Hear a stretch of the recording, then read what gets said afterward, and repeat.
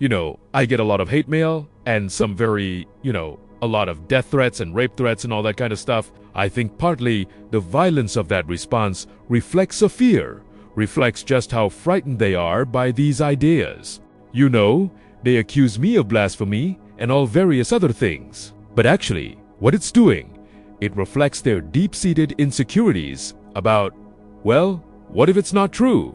What if this is not, the reality? What if my ideas about the world and the next life are not real? Also, the Bible is massively contradictory.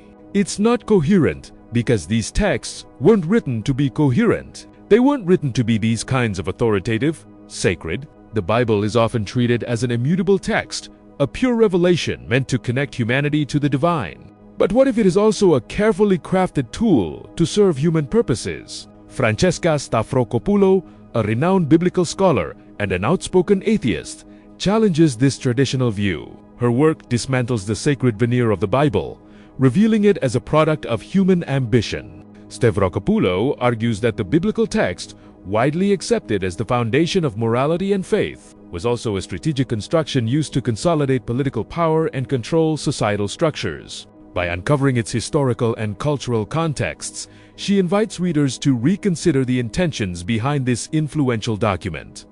Think about the power of stories. They can inspire, unite, and transform. But in the right or wrong hands, they can also manipulate, suppress, and dominate. The biblical narrative, far from being a mere reflection of spirituality, holds evidence of a past shaped by human intentions. Forgotten fragments, erased figures, and reshaped ideas suggest that these stories were not only a bridge to the divine, but also a means to legitimize hierarchies and centralize authority. A central question arises: who is God? The idea of a transcendental, abstract, omnipotent being seems unquestionable today. However, ancient texts describe a God with a body and emotions, a tangible being who directly interacted with the world and its people. This shift in perception was not merely theological, but also political. A distant and intangible God creates dependence. An intermediary class is needed to interpret and mediate the divine. With this, spiritual power also became social power. An intermediary class is needed to interpret and mediate the divine. With this, spiritual power also became social power. The erasure of female divine figures adds another layer of mystery. Archaeological inscriptions suggest that the God of Israel, Yahweh, had a consort named Ash. She was worshipped alongside him, representing a balance between the masculine and the feminine. Over time, however, her worship was rejected and her presence was erased from narratives. Why was such a significant figure? This exclusion reflects not just religious changes, but a deliberate restructuring of spiritual and social foundations where patriarchy was established as the norm.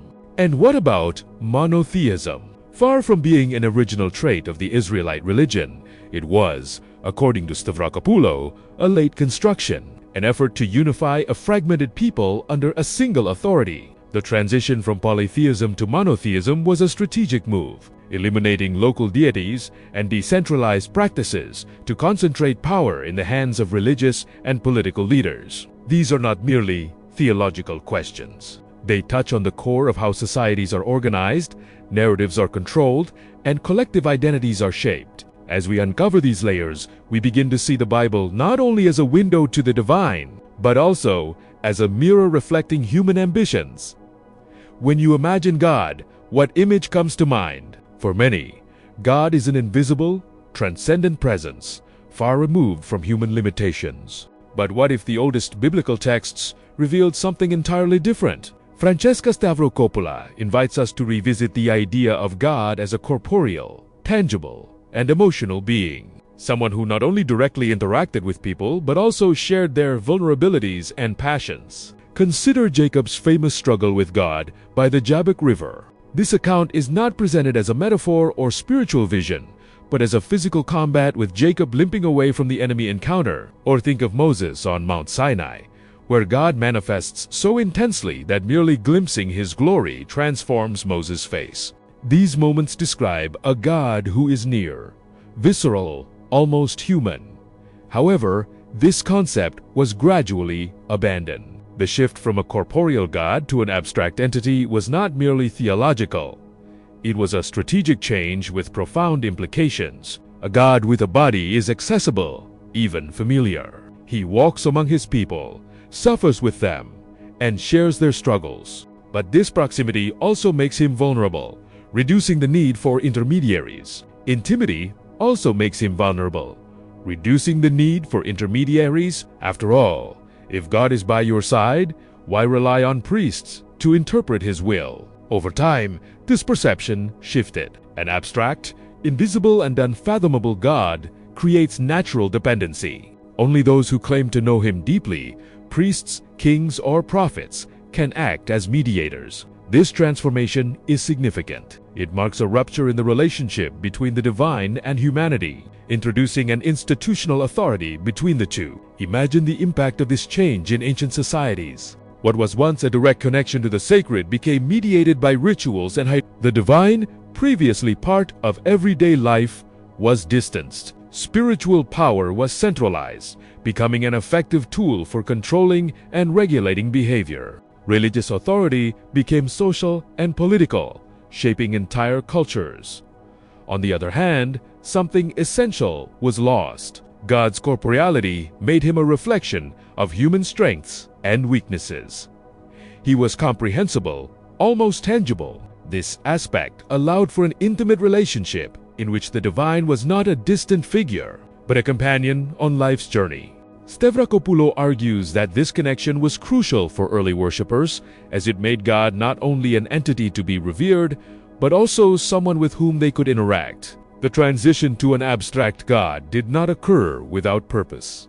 For those seeking to consolidate power, the idea of an unreachable God was convenient. It reinforced the need for religious institutions as mediators of divine will. This distancing became both a form of control and a blow to individual spiritual freedom. What does this transformation tell us about the role of biblical narratives? If the very nature of God was altered, what other parts of sacred stories may have been adjusted to serve human interests? Francesca Stavrakopoulos encourages us to view these texts with fresh eyes, not only as sources of inspiration, but also as tools of power. To understand how biblical narratives were shaped, we must explore the historical and social context in which they arose. The Bible was not written in isolation, but in a dynamic environment where various cultures, beliefs, and conflicts influenced daily life. Francesca Stavrakopoulos highlights that the theological transformations within the text did not occur solely through divine inspiration, but as responses to historical and political tensions. In the early periods of Israel's history, religion was decentralized and diverse. Small communities worshipped multiple deities at local altars without reliance on centralized temples or rigid hierarchies. In this context, polytheism was a common and functional practice, where each deity met the specific needs of their communities. Yahweh, the God of Israel, shared space with figures like Baal and, possibly, his consort.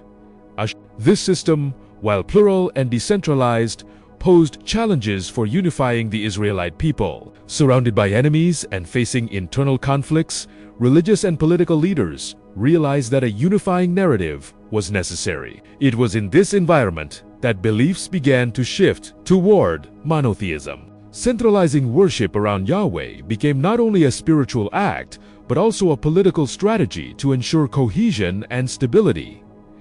This transition had profound implications. By eliminating or demoting other deities, monotheism reinforced the idea of a single, unquestionable authority. Worshipping Yahweh symbolized political loyalty as much as spiritual devotion. For leaders, this change offered a powerful tool of control. Concentrating power in both religious and political spheres, implementing this system, however, was not straightforward. Ancient texts needed to be adapted or rewritten to align with the new orthodoxy. Decentralized practices, such as the veneration of Asherah or local gods, were condemned as idolatry. Passages that previously mentioned or tolerated these traditions were suppressed or reinterpreted. Religious plurality, which reflected the diversity of communities, was replaced with a single centralized narrative. Stavrakopoulos emphasizes that this change redefined not just spirituality, but society as a whole. Decentralized worship allowed greater autonomy for communities, whereas centralized monotheism required the mediation of priests and political leaders. This hierarchy created a system of control where religion and politics were inseparable. The exclusion of figures like Ishra is a striking example of this process. Her absence reflects not just theological changes, but a cultural restructuring that marginalized the divine feminine by erasing her presence. The new narrative consolidated a patriarchal spirituality mirroring the social structures taking shape. However, remnants of this pluralistic past remain. Archaeological inscriptions, popular practices, and even some biblical passages suggest that the transition to monotheism was neither immediate nor universally accepted. The conflict between centralized worship and local traditions is evident in texts denouncing idolatry or criticizing practices that challenge Yahweh's exclusivity. These echoes of the past remind us that the Bible is both a spiritual document and a reflection of human disputes. Delving into the historical context of its composition reveals that centralizing worship of Yahweh was not just a natural evolution, but a deliberate construction. This realization prompts us to question how much the biblical narratives reflect the divine, and how much they reveal the ambitions of their authors. Among the most intriguing revelations Francesca Stavrokopoulou brought forth is the hypothesis that Yahweh, the God of Israel, was not originally a solitary figure. Archaeological evidence suggests that in ancient times he had a divine consort named Esh. Inscriptions discovered at sites like Kantalet, Adrudan, and Khirbet el-Kam mention Yahweh and his Asherah together, indicating that she was worshipped alongside him. But who was Asherah, and why was she erased from biblical narratives? Asherah was a central figure in Canaanite traditions, associated with fertility, protection, and balance, often represented by sacred trees or wooden pillars. Her presence is implied in various biblical passages, though frequently as an object of condemnation. Prophets denounced these sacred poles and related practices, labeling them as idolatry. However, this rejection was not merely spiritual, it was also political. Worship of Asherah undermined the exclusivity of Yahweh and the centralization of religious authority. To understand Asherah's erasure, we must look back to a time when Israelite worship was diverse and decentralized. Her presence alongside Yahweh symbolized a spirituality that balanced the masculine and the feminine. However, this balance was incompatible with the emerging patriarchal narrative. The shift toward monotheism demanded a single, exclusive deity, and Asherah's powerful symbolism presented an obstacle to this unification. The process of erasure was neither swift nor simple. It involved rewriting texts, destroying sacred symbols, and suppressing popular religious practices. Over centuries, Asherah's image was transformed into a symbol of heresy, and her memory was relegated to the fringes of official history. Yet traces of her importance remain. References to sacred poles persist in some passages, and archaeological findings continue to reveal inscriptions and artifacts that testify to her ancient veneration. Why was it so crucial to eliminate Asherah? Stavrokopoulou argues that her presence posed a threat to the social order leaders sought to establish. The divine feminine represented not only balance, but also an idea that the sacred could encompass both the masculine and the feminine. The implications of this erasure were profound. Centralizing worship around a solely male deity reinforced patriarchal structures in religion and society. In religion and society, the spiritual framework, which once included the feminine as a vital force, became a tool for justifying exclusion and domination. What was lost was more than just a goddess. It was an entire dimension of spirituality that honored the equilibrium between genders. However, the memory of Asherah was not entirely lost. Her symbols, rituals, and mentions in ancient texts endure, challenging the official narrative. Her absence from modern biblical texts is as telling as her presence in archaeological evidence. This contrast invites us to question whether the stories we have inherited reflect historical truth or the agendas of those who shaped them. Revisiting Asherah's role is more than an academic exercise. It is an opportunity to reflect on what was lost when the divine feminine was suppressed. What does it mean to live within a tradition that erased this aspect of the sacred? And what might we gain by rediscovering these forgotten stories? One of Francesca Stavrakopoulos' most transformative ideas is the notion that monotheism, which defines Judaism and its derivative religions, was not an original feature of Israelite faith. Religions was not an original feature of Israelite faith. Early Israelites lived in a world of multiple deities, where Yahweh was one among many. The shift to monotheism was not merely a spiritual event, it was a deliberate construction designed to centralize power and unify a fragmented people. Polytheism made sense in the cultural and historical context of the time. Each deity served specific purposes, meeting needs such as protection, fertility, war, or wisdom. Yahweh, for example, began as a war god associated with the Israelites' battles and conquests. As these communities sought stability in a region dominated by larger powers, religious diversity became a barrier to political cohesion.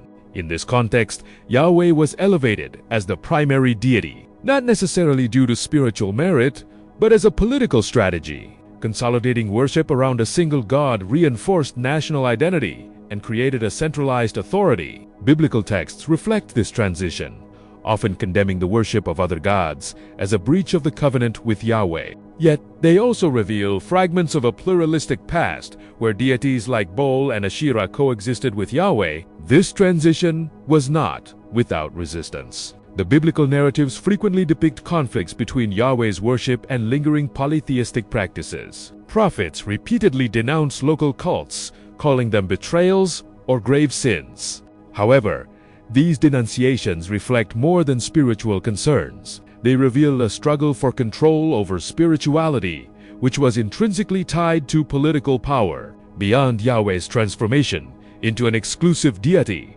another strategy was manipulating history. Figures like Moses and David, who play central roles in biblical narratives, are often treated as historical figures. Yet archaeological evidence for their existence is sparse or non. Moses, the liberator of the Exodus, and David, the unifying king of Israel, are presented as pillars of Israelite identity. Their narratives, however, may be as mythological as they are historical. Stavrakopoulos contends that these figures were carefully crafted to legitimize monotheism and consolidate political authority. Moses is depicted as the direct intermediary between God and the people, reinforcing Yahweh's centrality. David, in turn, is portrayed as God's chosen king, justifying the authority of his descendants. These stories served as ideological tools to unify the people and solidify the concept of a singular God.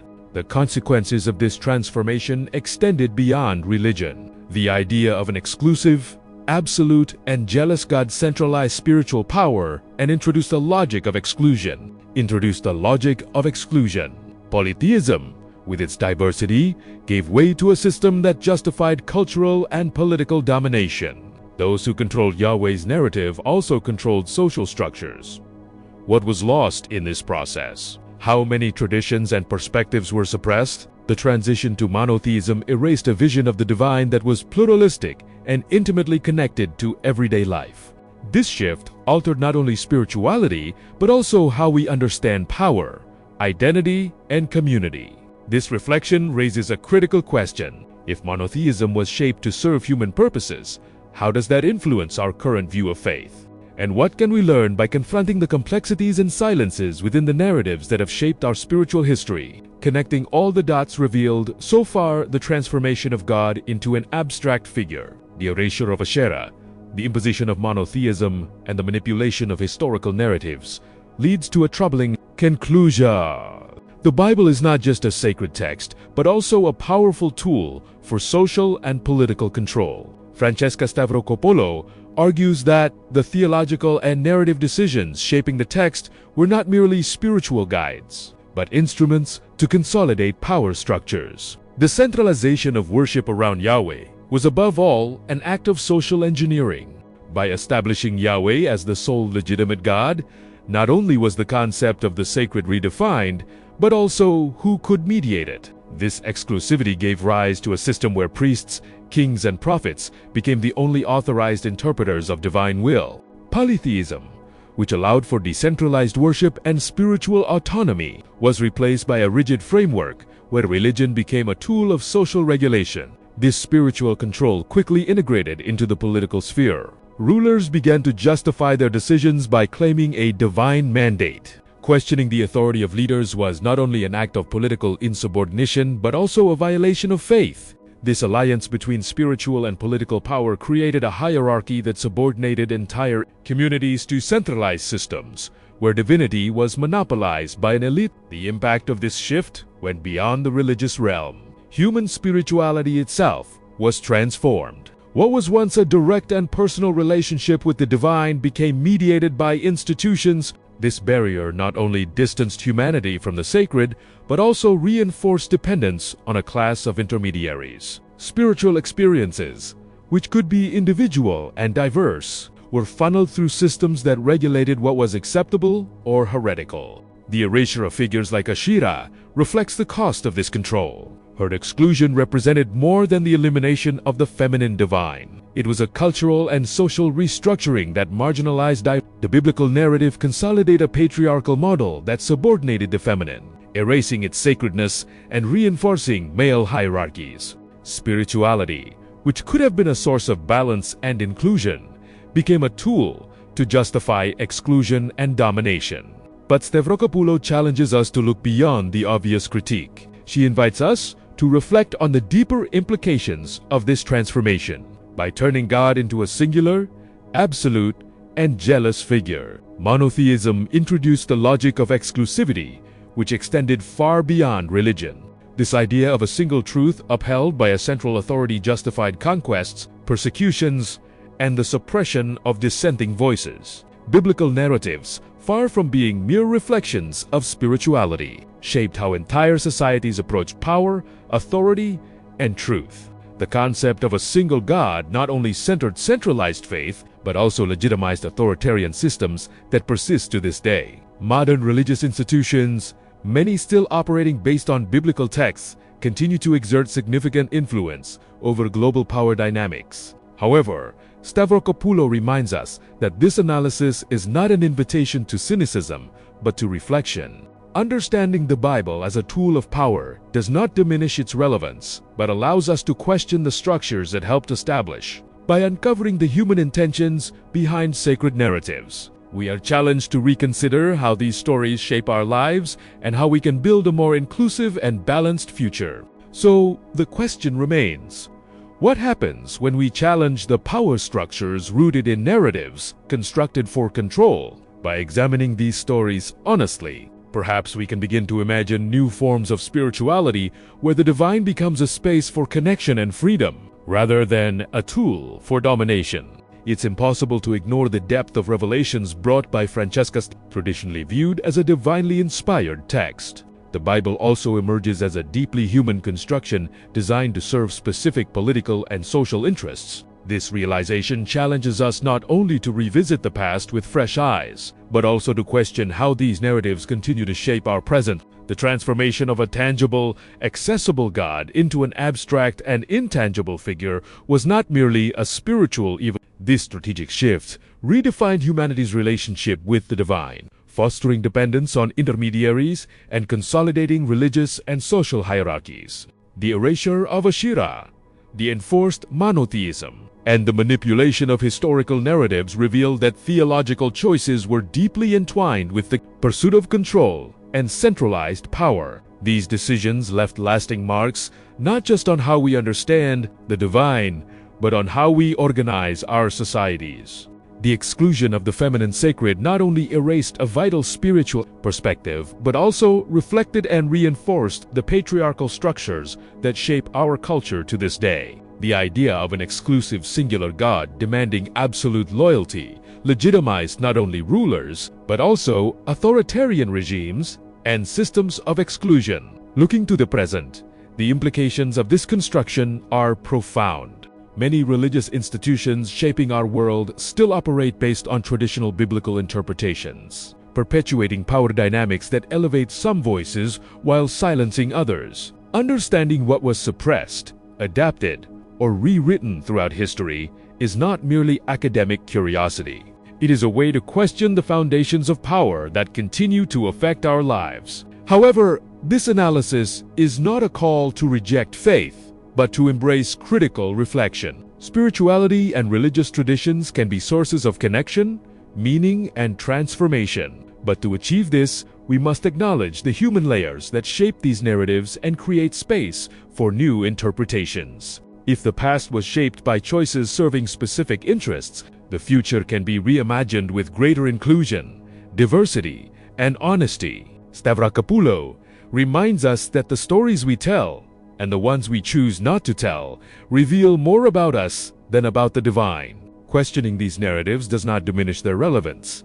It expands it. It is an opportunity to learn from the past and create new ways to live our spirituality. In the end, the question that lingers is not just about the past, but about the future. What happens when we confront these stories and reconstruct them based on inclusion and truth? What kind of society can we create by recognizing that the divine does not have to be a tool of control, but a force for liberation? Reflecting on these questions invites us to imagine a new paradigm in which the sacred is not the property of an elite or the reflection of a singular vision. By rediscovering the suppressed layers of our spiritual history, we can start telling stories that celebrate diversity, equality, and freedom. After all, the true power of narratives lies not just in what they represent, but in what they can inspire. Every transformation begins with understanding your role as a co-creator. And the only way to connect with this divine intelligence is through meditation. We have developed a set of audio tools